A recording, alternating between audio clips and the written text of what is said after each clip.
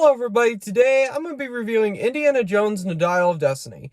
Now if you hear Casinas, I've been ringing the bell. So this video was supposed to come out around 2 or 3 weeks ago, so I'm sorry for kind of like the late notice. But today I'm going to be reviewing this movie and kind of sharing my thoughts on it. And this video will be including spoilers, because it's just a lot of stuff that I have a lot of thoughts on. So yeah, let's get started. I was not excited to see this movie, because I've heard a lot of bad press about it. And I was trying to have a little bit of optimism because I love the Indiana Jones movies and stuff. Well, most of them. Temple of Doom and Crystal Skull I'm like, about. But, I've been hearing about, the bad press and stuff.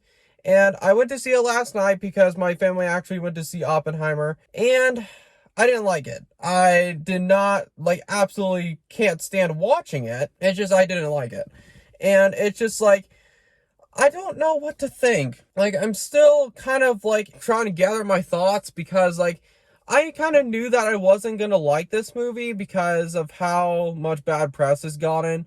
But the first thing I want to talk about with this movie is how I didn't really want there to be another Indiana Jones movie. You're still doing Harrison Ford? I mean, I love the guy. He's a great actor. It was a little bit fishy to me, how they were going to do this, because they announced this, way back in 2016, and it's just been delayed and delayed and delayed, and then because of the pandemic and stuff. So, that's one reason why I didn't like it, is that it just was kind of unnecessary. We didn't really need another movie, and I heard that Kathleen Kennedy, this is going to be her last movie, I've heard in some rumors, because, a lot of people hate her.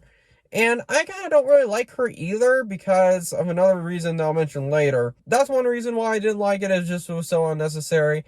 And now let's get into spoiler territory. So there's two big problems I have with this movie. One is that they portray Indiana Jones in this movie as weak and old. And it kind of makes sense because he's 80 years old in real life, Harrison Ford is. But here's another problem. Phoebe Waller-Bridge, this is what I was scared about, because, in the trailer, she said some stupid stuff. I was really worried that was going to play a big problem in the movie. Yeah, it's that bad. She is so obnoxious. I'm all for gender equality, but Disney, when they try to do it, they don't do it well. It just feels like they always want to have women characters who the only personality they have is that they're strong. They have no other personality. Phoebe Waller-Bridge as Helena Shaw is one of the most annoying characters I've ever seen in a big blockbuster movie. It wouldn't be such a problem if it wasn't overpowering Indiana Jones. I think she did more than he did. That's a big problem because Indiana Jones, that's his movie. I also find Willie from Temple of Doom very obnoxious, but they are completely different levels of obnoxious. Willie, she's just annoying in general, but with Helena, she is just this know-it-all. She knows everything. I think she did more in this movie than Indiana Jones did. And that is horrible for this movie. One of the biggest problems in this movie. Probably the biggest, in my opinion. Or at the end, they almost make her seem like the next Indiana Jones. Which, please God, if they make a TV show or something with her, I will not give Disney any more of my money.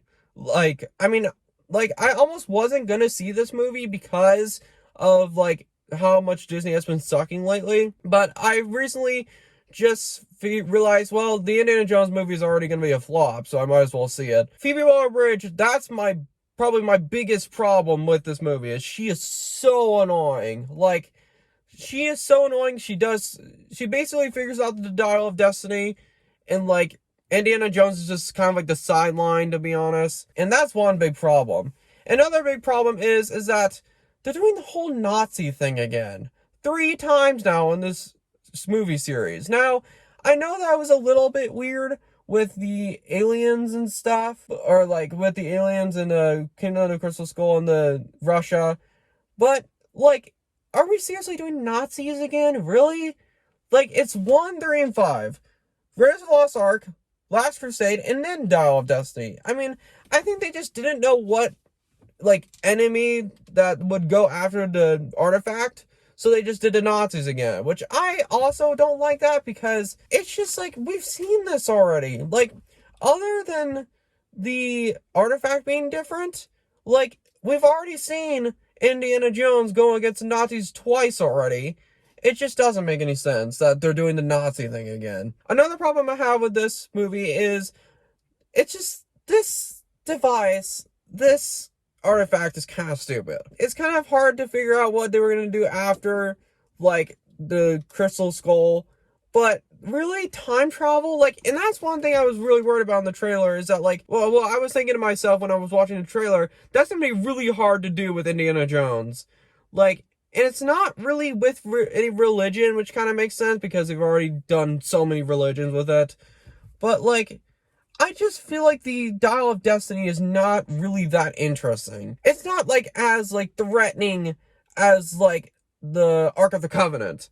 And it's just, like, I just don't find the artifact that interesting. And the name of the movie I don't like. I don't know. It's just, the artifact was not very interesting. And that's also a problem I have with Temple of Doom, too, is that the stones aren't that interesting. Now, I think the Dial is a little bit more interesting than the stones in Temple of Doom, but still not a great artifact. Like, it's just really hard to make that work. Like, that's another reason why, is that, yeah, the artifact is kind of boring.